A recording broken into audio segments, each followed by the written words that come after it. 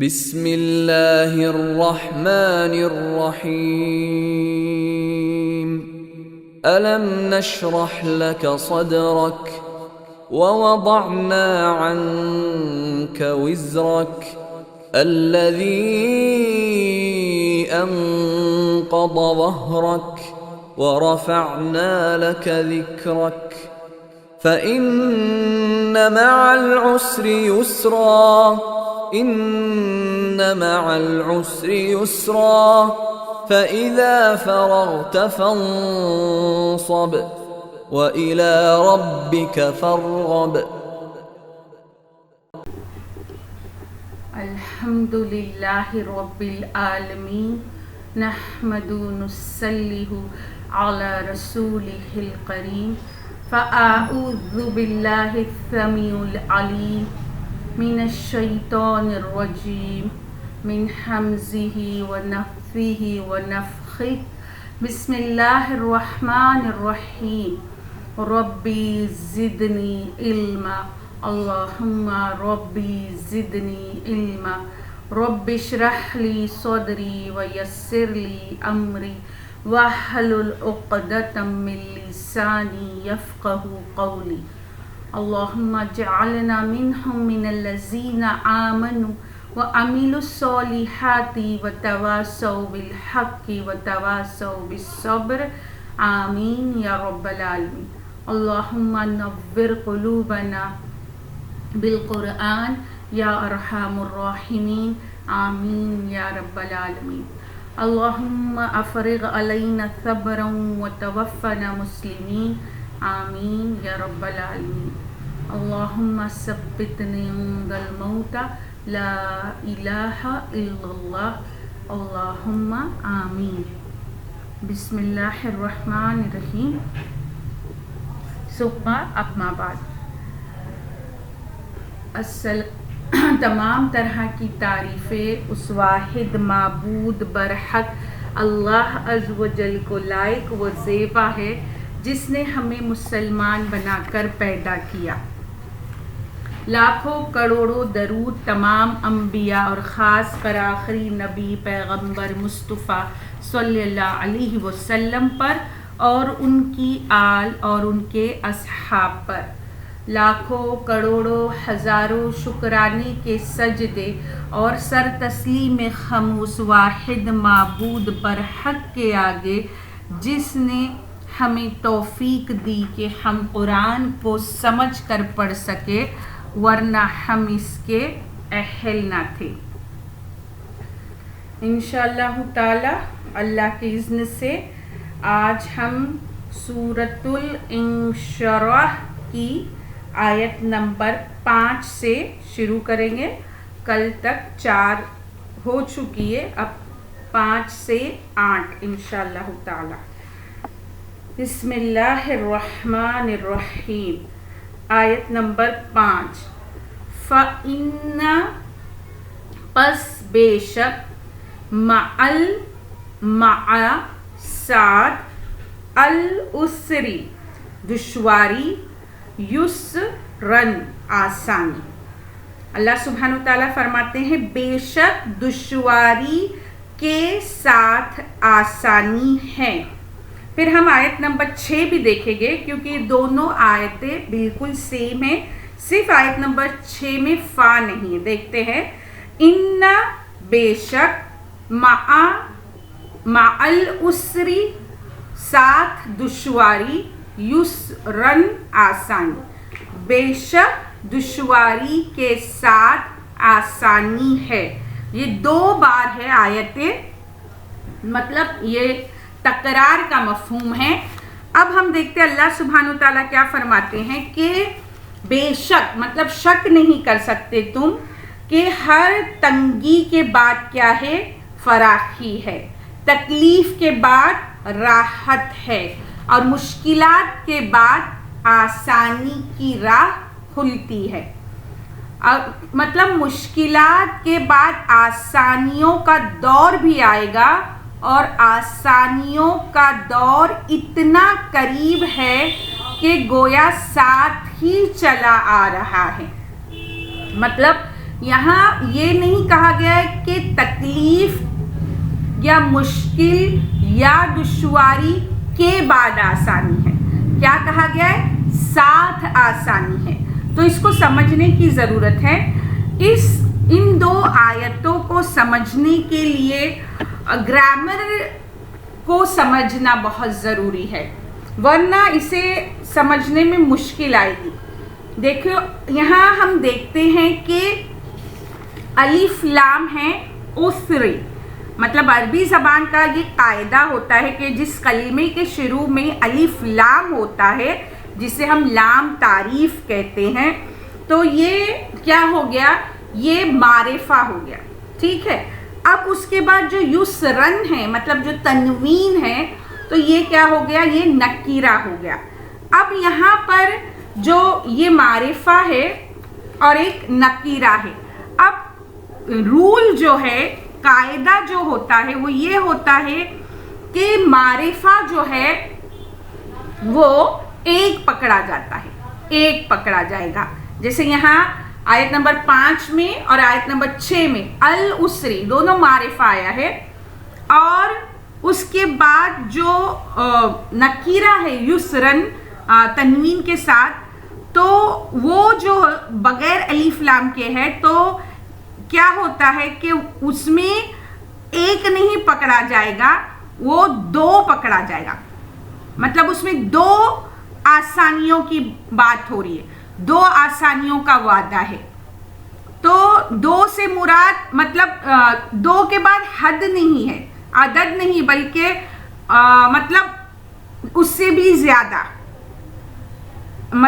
کیا بیان کیا جا رہا ہے کہ تکلیف جو ہے اس کے لیے ایک مطلب معرفہ لایا گیا، اور تکلیف کا جو حل ہے آسانی، اسے نکیرہ لایا گیا. مطلب وہ آسانی جو ہے وہ زیادہ ہے بنسبت تمہارے تکلیف کے. تو اب اس سے کیا پتا چلتا ہے کہ عسر یعنی تنگی جو ہے، مشکل جو ہے اور دشواری ہے، یہ تمام معنی آتے ہیں اس میں، تنگی کے، دشواری کے، مشکل جو آپ صلی اللہ علیہ وسلم کو پیش آئی یا آئے گی فیوچر میں بھی اور حال میں بھی، تو کیا ہوگا؟ وہ اپنے ساتھ بہت سی آسانیاں لے کر آئے گی، آپ کو بہت سی آسانیاں دی جائے گی. اب یہ آیت سے ہمیں کیا پتا چلا کہ یہاں پر دو مفہوم ہوتے ہیں. ایک، اسے دو بار تاکید کی گئی، دو بار ریپیٹ کیا گیا ہے. تو جو ریپیٹ کرنا ہے اس کی وجہ یہ بتائی جاتی ہے کہ یہ جو راہ حق میں مشکلات کیا ہوگی؟ بار بار آئے گی، بار بار تکلیف آئے گی، لیکن کیا کرنا ہے؟ ہمت نہیں ہارنا ہے نا. اور ہمت نہیں ہارتے ہوئے اہل ایمان کو کہاں پہنچنا ہے؟ اپنی منزل مقصود تک پہنچنا ہے. یعنی اس مقام پر ہمیں اس دنیا میں بہت ساری مشکلات سے گزر کر جو ہمارے لیے آسانی ہے، جو یسر ہے، وہ کیا ہے؟ وہ جنت ہے. تو یہ تکلیف بار بار آئے گی، یہ ایک مفہوم ہے تاکید کا. پھر دوسری ایک چیز یہ ہے کہ اللہ عز و جل اپنے رسول صلی اللہ علیہ وسلم سے اپنی بے پناہ محبت کا اظہار کرتے ہوئے کہہ رہے کہ جس طرح ہم اپنے ایک بہت لاڈلے بچوں کو ہم بار بار تاکید کے ساتھ سمجھاتے ہیں کہ نہیں ایسے مت کرو، نہیں ایسے مت کرو. تو یہ جو ہمارا سمجھانا ہے اس میں کیا چھپا ہے؟ ہماری محبت چھپی ہے. کیوں ایسے مت کرو؟ کیونکہ اس نقصان سے بچانا مقصد ہے.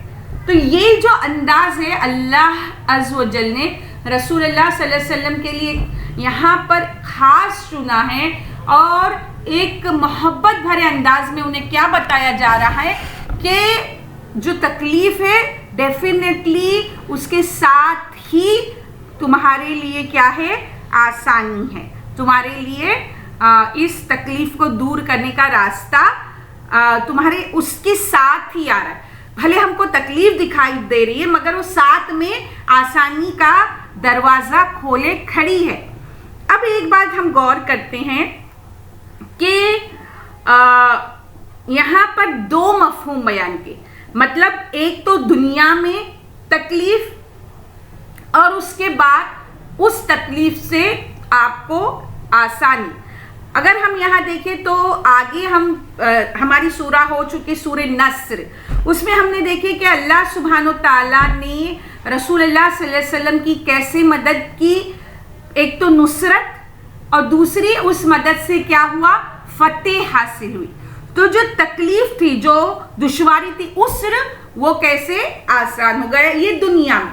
फिर सूरह कौसर में हम देखते हैं कि अल्लाह सुब्हानो ताला ने जब रसूलुल्लाह सल्लल्लाहु अलैहि वसल्लम की औलाद नरीना जब इस दुनिया में नहीं रहे, तो वो जो उसर था, जो तकलीफ थी, जो दुश्वारी थी, जो मुश्किल वक्त था, तो आपने उन्हें क्या अता किया, आसानी अता की। आपने क्या किया, आपने कौसर अता की, अल कौसर, वो वहां भी मारिफा लाया गया उसे।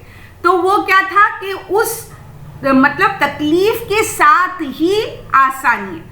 फिर हम देखते हैं कि हज़रत खदीजा रज़ी अल्लाह ताला अन्हा और अबू तालिब चचा के इंतकाल के बाद जो तकलीफ थी, तो उस तकलीफ को दूर करने के लिए आप सल्लल्लाहु अलैहि वसल्लम को अल्लाह सुब्हानो ताला ने मेराज कराई, आसमानों की सैर कराई और उनसे उस दुख को कम किया, उस तकलीफ को कम किया और वहाँ उन्हें तोहफा दिया नमाज का, और नमाज में उनके लिए आंखों की ठंडक करार दी गई। तो ये दुनिया में है।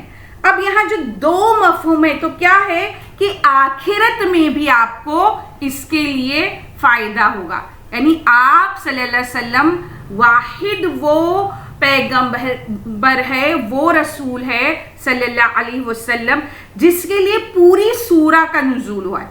ये पूरी सूरा जो हम इंशिराह पढ़ रहे हैं, तो इसमें आप सल्लल्लाहु अलैहि वसल्लम की ज़ात मुबारक को बयान किया गया पूरी 8 आयतों में। जिस तरह सूरह कद्र सिर्फ लैलतुल कद्र बयान करती हैं, ये आप सल्लल्लाहु अलैहि वसल्लम के ज़िंदगी के हालात बयान करती हैं। अब हम देखते हैं कि आखिरत में भी अल्लाह सुब्हानो ताला उस मुश्किल वक्त में वाहिद रसूलुल्लाह सल्लल्लाहु अलैहि वसल्लम के लिए आसानी करेगा और उन्हें अल्लाह की इज़्न से शफाअत का दर्जा अता किया जाएगा, उन्हें मकाम महमूद अता किया जाएगा। तो मतलब उस वक्त, उस घड़ी भी आप सल्लल्लाहु अलैहि वसल्लम के लिए आसानी होगी। अब यहाँ हम अगर अपनी ज़िंदगी में, रोज़मर्रा की ज़िंदगी में इस आयत को देखें, तो हम देखते हैं कि पूरी लाइफ हमारी जो होती है, वो पूरी लाइफ तंगी, दुश्वारी या मुश्किल में नहीं होती। कुछ लम्हे ऐसे होते हैं, कुछ हालात ऐसे होते हैं जब तकलीफ आती है। पूरी जिंदगी के हर दौर तकलीफ से नहीं गुजरते। फिर हम देखते हैं कि हम बीमार होते हैं, कुछ ऐसे मौके, कुछ ऐसे लम्हात, कुछ ऐसे वक्त आता है जो हमारा तकलीफ में होता है। फिर उसके बाद हम जब शिफायाब होते हैं तो वो तकलीफ हमसे दूर हो जाती। मतलब तकलीफ जो है वो परमानेंट नहीं है।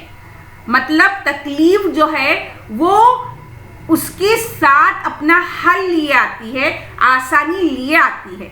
और अल्लाह की राह में जो तकलीफ उठाएगा, अल्लाह सुब्हानो ताला क्या फरमाते हैं कि उसे ज़रूर बस ज़रूर क्या होगा, आसानी से हमकिनार किया जाएगा। तो वो आसानी डेफिनेटली अल्लाह सुब्हानो ताला हम तक पहुँचाएंगे इंशाअल्लाह ताला।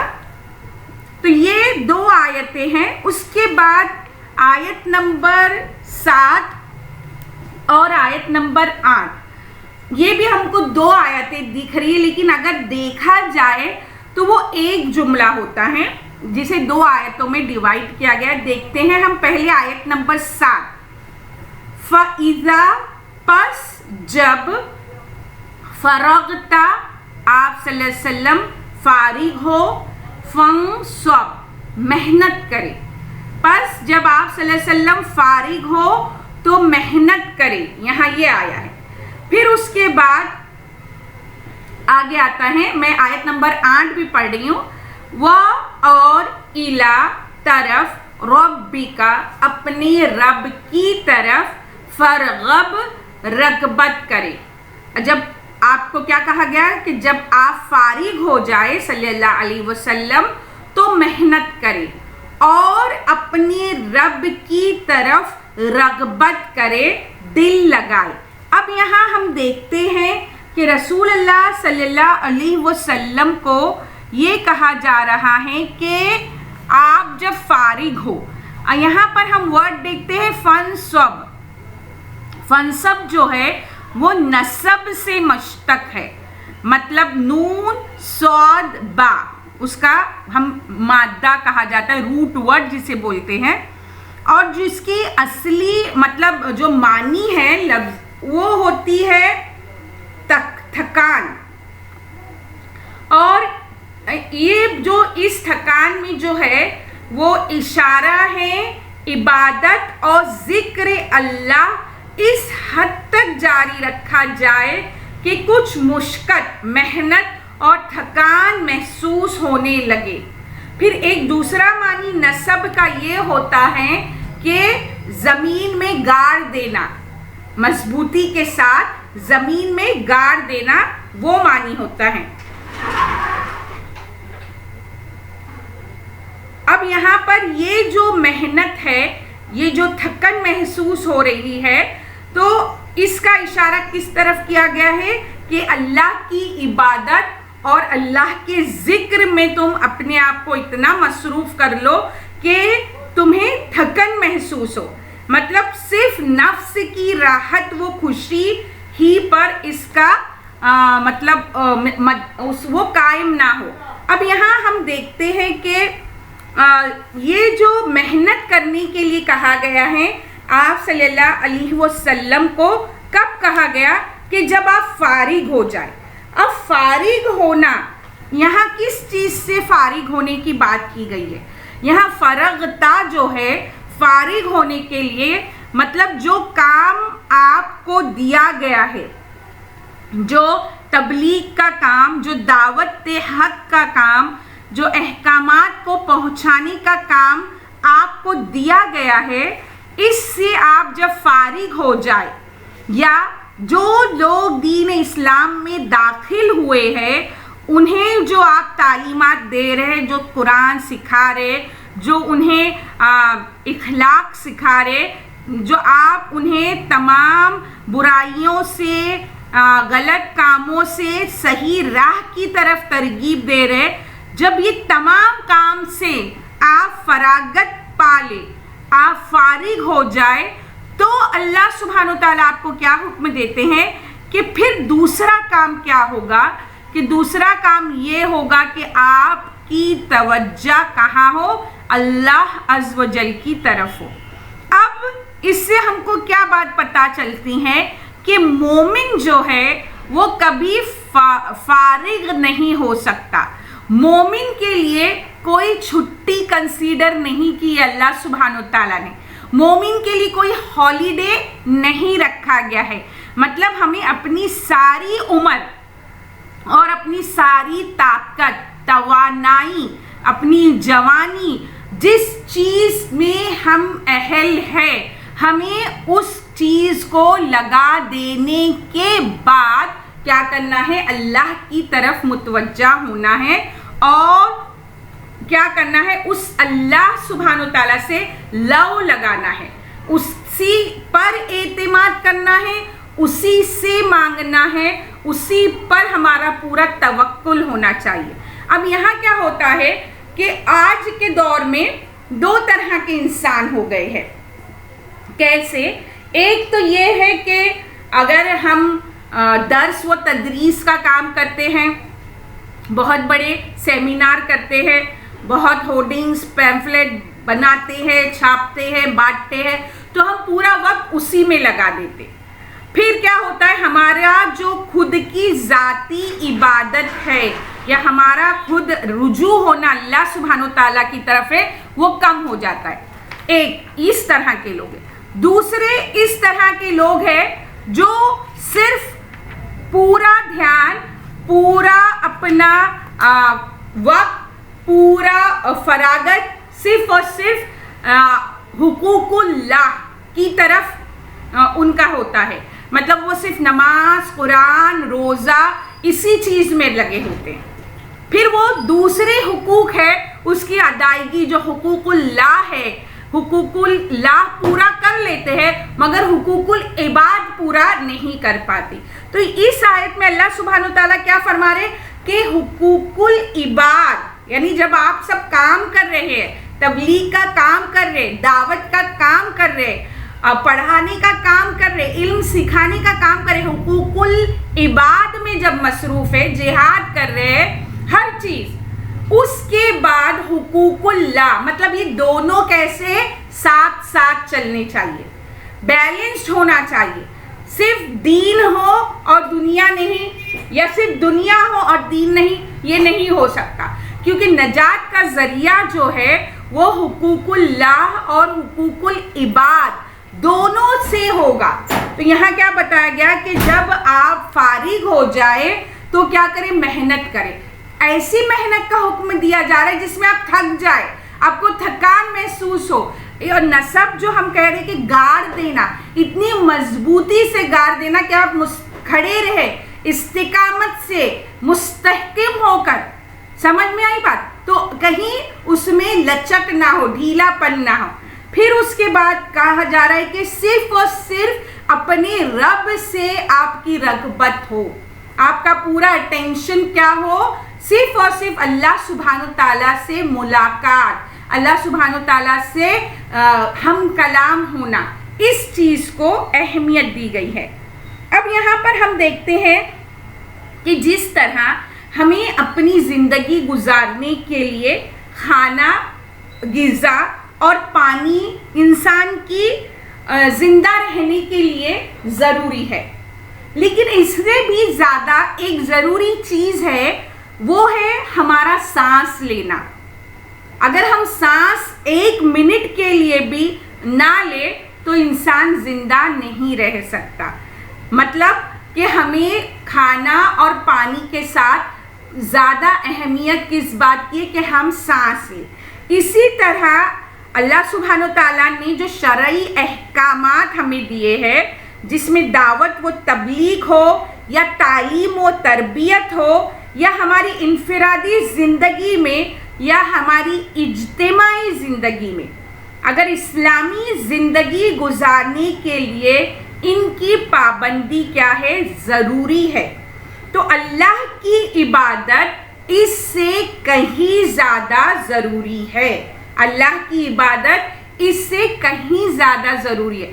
ہمارا پورا ایک ایسا ٹائم سیٹ ہونا چاہیے جس میں ہم سب سے پہلا پریفرنس، سب سے پہلی امپورٹنس دے، وہ ہو اللہ کی عبادت کو، وداؤٹ فیل، کہ جب اذان ہو تو مجھے سب سے پہلا کام نماز ہے، پھر اس کے بعد سب سے پہلے اللہ کی کتاب کو پڑھنا ہے، سنتوں کو قائم کرنا ہے، احادیث کا مطالعہ کرنا ہے، اپنا قرب جو ہے اللہ سے ہمیں قریب ہونا ہے زیادہ سے زیادہ، یہ ضرورت کی چیز ہے. پھر اس کے بعد جو کہا گیا ہے کہ اپنے رب کی طرف متوجہ ہو جاؤ، تو اس میں ہر چیز آئے گی، نماز، پھر اس کے بعد تسبیح، پھر تلاوت قرآن، پھر ہمارا استغفار کرنا، توبہ کرنا، بخشش طلب کرنا، دعائیں مانگنا، اس میں ہے عاجزی ہے، انکساری ہے، یہ تمام چیزیں اس میں داخل ہوگی. اب کچھ یہ اس کے لیے ہم کو حدیث ملتی ہیں آیت نمبر 7 کے لیے.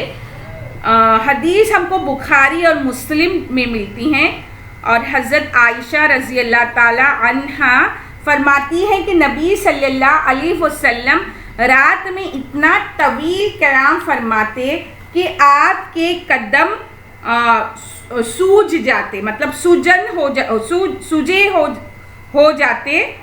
میں نے عرض کیا یا رسول اللہ صلی اللہ علیہ وسلم، آپ اتنا طویل قیام کیوں فرماتے ہیں جبکہ آپ کے اگلے پچھلے سب گناہ بخش دیے گئے ہیں؟ فرمایا کیا میں شکر گزار بندہ نہ بن جاؤں؟ یعنی یہ شکر گزاری کا ایک انداز ہے کہ اللہ کے رسول سب سے پہلے کیا کرتے ہیں، جیسے ہی فارغ ہو وہ نماز کا اہتمام کرتے. کچھ اقوال ہے جو میں رکھنا چاہوں گی اس آیت کے لیے. مجاہد رحمت اللہ علیہ اس آیت کی تفسیر میں فرماتے ہیں کہ جب امر دنیا سے فارغ ہو کر نماز کے لیے کھڑا ہو تو محنت کے ساتھ عبادت کر اور مشغولیت کے ساتھ رب کی طرف توجہ کر. حضرت ابن مسعود رضی اللہ تعالی عنہ فرماتے ہیں کہ جب فرض نماز سے فارغ ہو تو تہجد کی نماز میں کھڑا ہو. حضرت عبداللہ بن مسعود رضی اللہ تعالی عنہ فرماتے ہیں کہ نماز سے فارغ ہو کر بیٹھے ہوئے اپنے رب کی طرف توجہ کر. حضرت عبداللہ ابن عباس رضی اللہ تعالی عنہما فرماتے ہیں کہ یعنی دعا کر.